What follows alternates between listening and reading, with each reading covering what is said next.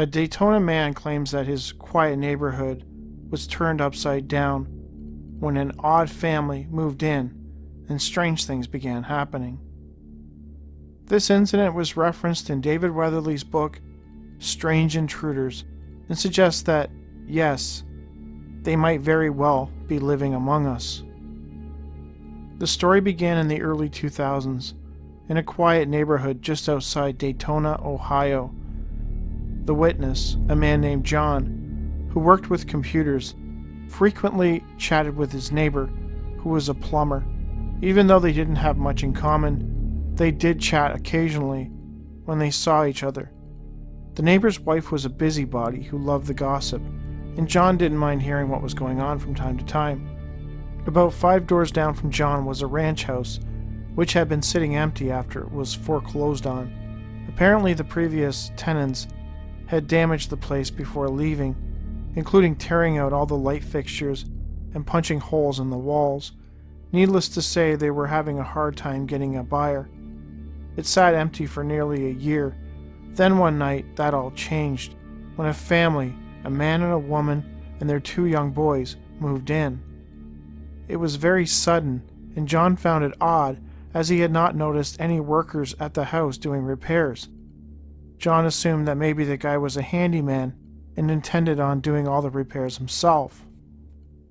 In the days following their arrival, John managed to speak to his next-door neighbor, who had a strange story to tell. He told John that after they moved in, he had gone over and knocked on their door to introduce himself. He informed them that he was a plumber and would offer them a discount if they needed work done. He handed them his card. He noticed that the male appeared to be blocking the door, as if trying to stop him from seeing inside. Despite this, he managed to get a look and noticed that there was only a single mattress on the floor in the living room and no other furniture. Granted, they had just moved in, and it was possible their furniture had not arrived. The man looked at his card and then handed it back to him, insisting that there was nothing that needed to be done inside the home. With that, he promptly shut the door. John, who took his dog for a walk every night at 5:30, began noticing the man arriving home in his car. He noticed that the back seat of the car was always filled with trash, to the point where he doubted anyone could sit on it. At first, John attempted to say hi to the man, but the man always ignored him. Eventually, John just stopped bothering. Then one night, while shopping at Meisner's grocery store, John ran into the man. He had a shopping cart, and it was filled with meats, including lots of steaks and hamburger. John attempted to make small talk, jokingly asking if he was having a barbecue. The man wasn't having any of it. He gave John a dirty look and seemingly hissed at him before turning around and storming off. I've never seen such a look. He opened his mouth and made a sort of hissing sound.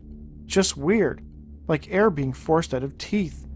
I just didn't know what to make of the incident, he told Weatherly. From there, things would only get stranger.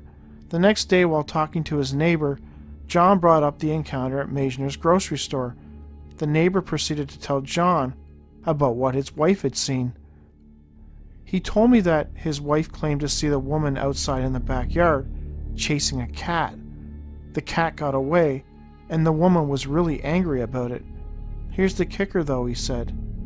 My wife says that lady was wearing a wig, and it fell off. When it did, she said the woman's head is bald and scaled like a snake. After seeing this, she wondered if these people were actually people at all. She openly wondered if they were reptilians, like the ones talked about on Paranormal and conspiracy sites. John dismissed it out of hand and even wondered if the man's wife might be losing it. Of course, they weren't reptilians. Reptilians aren't real. That said, his curiosity was piqued, and he wanted to know more. John hatched a plan to walk his dog the next night and be there for when the man arrived home.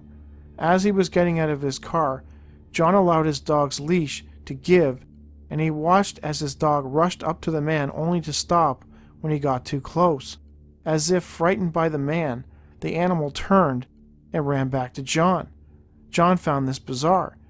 He managed to walk right up to the man, waiting for him to acknowledge him and the dog. He looked him right in the eyes and the man averted his gaze immediately. At this point, John was close enough to get a good look, and he realized that the man was wearing a toupee. Even stranger was the man's neck. He could clearly see dry skin and what to him looked like scales.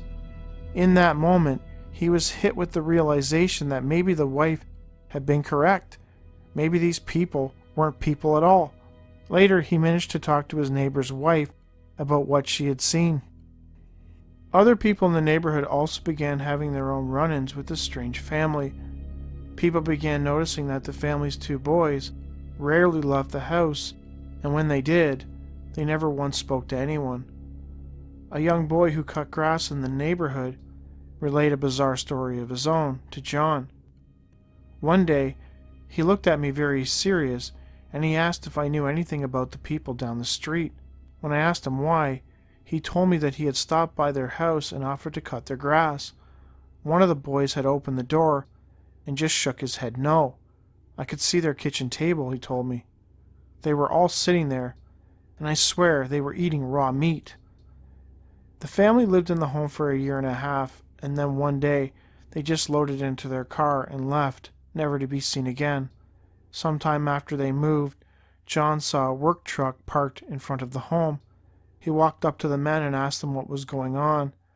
They told him that they were a cleanup crew sent by the realty company. While speaking to the workers, John was shocked to learn the condition the home had been left in. There were old mattresses on the floor and just a dirty sheet on them.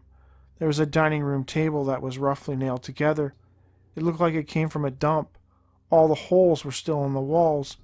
There weren't even any toilets, just holes in the floor where they had been.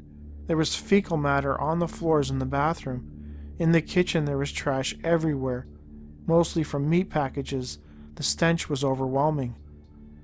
Even with all this information, John was still not willing to accept that, for a short time, maybe, he lived down the street from non-human reptilian beings. Honestly, I just don't know what to think. The neighborhood was not the same while these people lived there. Everyone just seemed uneasy. A lot of people had seen strange things, but I don't know if it was all coincidental or if something else was going on. I still have a hard time bringing myself to accept that they were some kind of reptiles, but I can't deny how weird it all was.